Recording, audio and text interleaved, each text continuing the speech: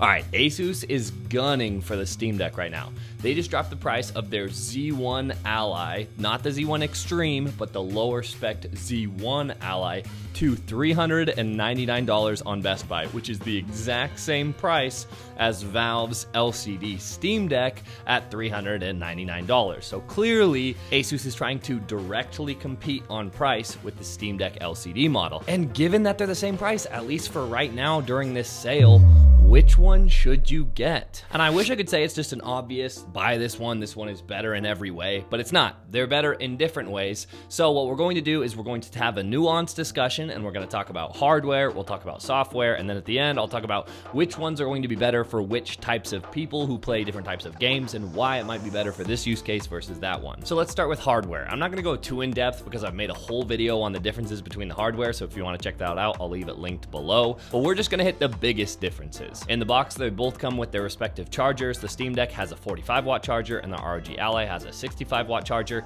The Steam Deck comes with a carrying case, whereas the ROG Ally does not. But the ROG Ally comes with a cardboard stand that I wish was more durable, but I like that they included a stand in the box. As far as the devices themselves, the ROG Ally is smaller, lighter, and significantly more portable, whereas the Steam Deck is bigger, heavier, but dramatically more ergonomic.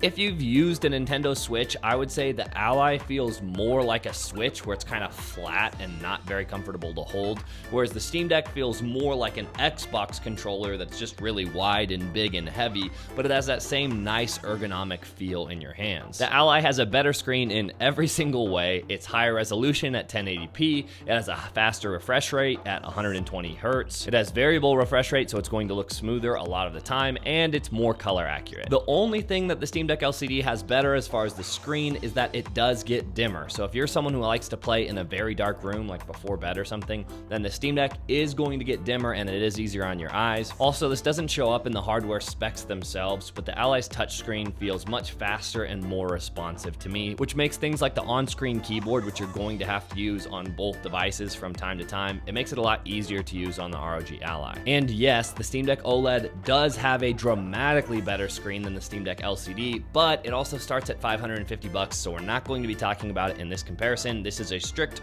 $400 to $400 comparison. As far as the inputs go, I made a whole video on the differences between the inputs, and inputs can be quite subjective as far as which ones you prefer. That being said, I definitely prefer the inputs on the Steam Deck. You have snappier buttons, taller joysticks, easier to reach back paddles, and more ergonomic controllers themselves, so all the buttons just feel a little bit easier to press. But I do like the D-pad better on the ROG Ally, and something that I found noteworthy on the Ally is that when I was pushing the ABXY buttons pretty regularly, I was having a button get stuck down, which that could just be my model, but I've heard a lot of other people complaining about it online, so I think it's a relatively common issue, and that does have a pretty dramatic impact on how it feels to actually use the device. When the buttons stick down, it's going to be tough for gameplay, so keep that in mind. As far as the speakers, both speakers on both devices are fantastic, but in my experience, the ROG Ally does get a tiny bit louder at max volume. That being said, I almost never push either of these devices past like 50% volume because I don't find that I need that much noise, so both are going to be great. The best part about having either of these handhelds is, well, the fact that they're handhelds. They're meant to be taken with you, and if you want to keep either of these handhelds safe while you're traveling,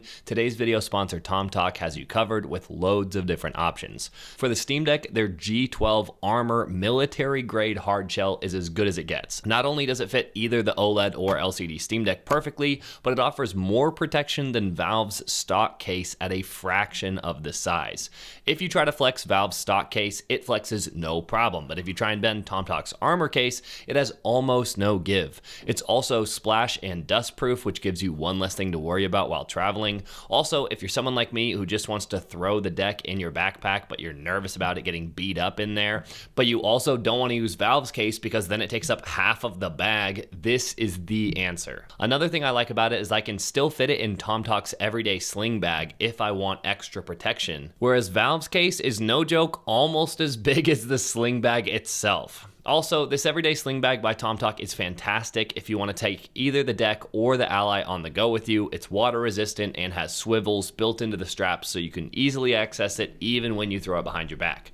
If you want to check out tomtoc's G12 Armor case or their everyday sling bag, I'll leave both of them linked below. And thanks again to tomtoc for sponsoring this part of the video. And now we got to talk about battery life. Both devices have the same 40 watt-hour battery, but while the Steam Deck tops out at 15 watts for their TDP, the ROG Ally can go up to 25 watts when unplugged and even higher than that when plugged in. What that means is you can make an educated guess is that the ROG Ally is going to have worse battery life if you bump up that TDP. At 15 watts on both, they have similar battery life, although the ROG Ally does have worse battery life. But if you're trying to get more performance out of the ROG Ally and you bump it up to that 25 watt mode, I found that I was getting around 45 minutes of gameplay, which in my opinion for a handheld, anything less than an hour is pretty terrible. On the Steam Deck at its full 15 watt performance mode, I was getting around an hour and 15 minutes. So the Steam Deck does have better battery life than the ROG Ally, which makes sense given that they both have the exact same battery size, but it's not dramatically better and the battery life on both of these devices is not ideal. And one thing that especially hurts if you're looking at the Z1 versus the Z1 Extreme is that the Z1 Extreme offers dramatically better performance, between 30 and 100% better performance at the same TDP as the Z1. So while you'd hope by giving up some performance with the Z1 you would get some battery life, unfortunately that just isn't the case. And now we have to talk about performance between the two. At 15 watts, as you can see on this graph,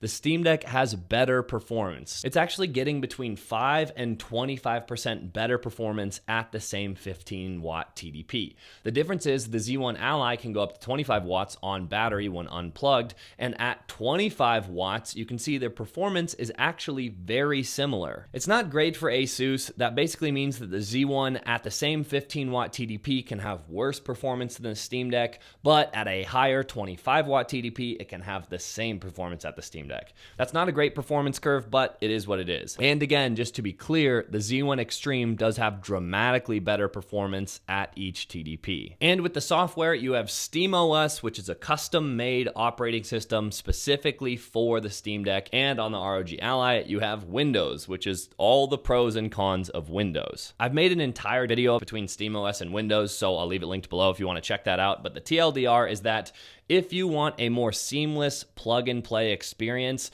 then SteamOS is by far the better operating system. But if you don't mind tinkering and you want to play all the games that are available on Windows, then Windows is better. One of the biggest downsides for me for SteamOS is that you can't play games like Fortnite, Destiny 2, Warzone 2, or anything like that because they have anti-cheats that don't work on SteamOS. You can get them running on the Steam Deck via dual booting into Windows or streaming from a different PC, or there's a bunch of stuff that you can do to get it running on SteamOS, but it is not seamless, whereas it'll just work straight out of the box on the ROG Ally. That being said, I have used both SteamOS and Windows handhelds a bunch. I've used them extensively, and I dramatically prefer SteamOS because of its ease of use and its optimization. That being said, it's a personal preference, so you're gonna have to decide for yourself. All right, so let's wrap up this buying decision. At $400, which one is a better buy? I'm gonna say for most people at $400, the Steam Deck is the better decision. It's going to be easier to use, which is a dramatic plus. It's going to be more ergonomic. You're gonna get better battery life. It's going to be better optimized, and it's going to be better supported as far as the community software support. That being said, I think there are quite a few people who the Z1 Ally would be a better choice than the Steam Deck, and this is how you know if you're one of those people. If you prefer portability above all else, then the ROG Ally is more portable than the Steam Deck. It's smaller, it's lighter, it's thinner, so there's your choice right there. The other group of people that I would say is, if you have a game that you're really wanting to play, or a few games where it's like, these are the only games that you really play, and they're not supported on the Steam Deck, something like Fortnite or Warzone or Destiny, then I would say 100% go with the Ally. You can go with the Steam Deck and you can dual boot into Windows and you can make it work, but it's just not going to be a very seamless or enjoyable experience. So I would say if you're going to play any of those games that aren't supported on the Steam Deck, probably just go with the Ally. I gotta say, I'm actually really pumped that ASUS is doing this where they're dropping their price down to $400, because what this is going to do is this is going to put some pressure on Valve with their Steam Deck, because the reality is at that $400 price point, for the Steam Deck, there haven't really been any real competition. Yes, the Nintendo Switch is cheaper, but it's a totally different device. And yes, the ROG Ally Z1 Extreme is better in a lot of ways, but at $600 or $700, depending on the sale, it isn't really competing with that base model Steam Deck. So the fact that now ASUS has a model where their price, it's 1-to-1 competing with the Steam Deck, that's huge. That's going to put it on a bunch more buyers' radars that just weren't looking at that before because it was too expensive at $600. And let's be real here. At $600, the Z1 model is an absolutely terrible value. But at $400, that's a way better value proposition. So let me know what you think in the comment section below. Would you rather pick up a Steam Deck LCD or would you rather pick up a Z1 ROG Ally? Let me know. I've used both of them and I like both of them, but I gotta say, I'm just happy that someone is finally out there competing with Valve on price because competition makes a better buying market for us consumers. So I'm all for it.